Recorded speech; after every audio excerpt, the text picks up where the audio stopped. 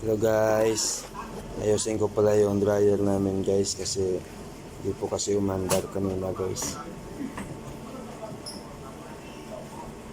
Kaya titingnan ko guys sa loob ng machine ng dryer baka na-grounded or may naglulos na wire connection.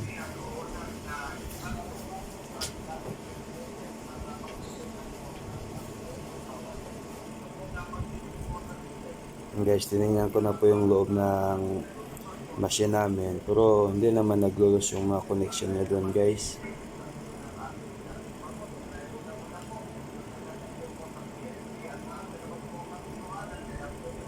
Kaya kailangan ko kuhanin guys yung kapasitor niya, baka kasi kapasitor yung may diferensya.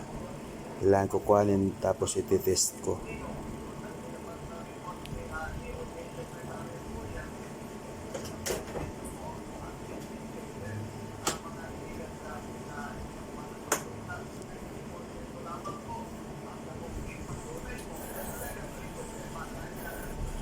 Ayaw kasi talaga umandar guys eh.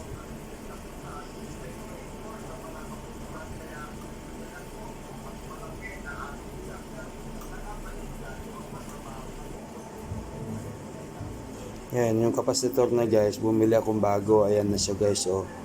Pinalitan ko siya ng bagong kapasitor guys. Ngayon, ikakabit ko nito guys para malaman natin kung kapasitor na yung may sira.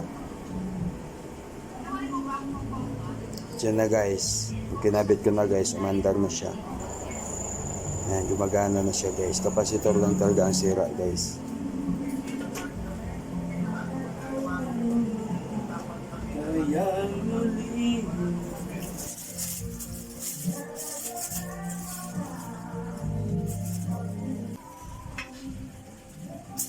Okay na guys, yung dryer namin, naayos ko na.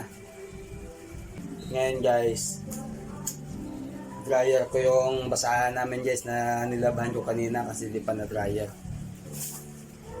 Para masubukan ko na guys. Guys, mga basahan ito guys.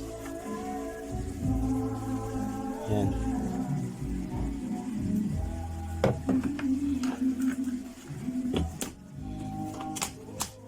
Guys, naksak ko na.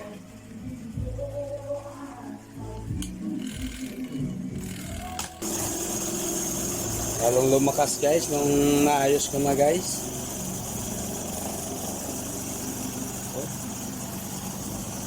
Salamat guys sa panonood ng aking video.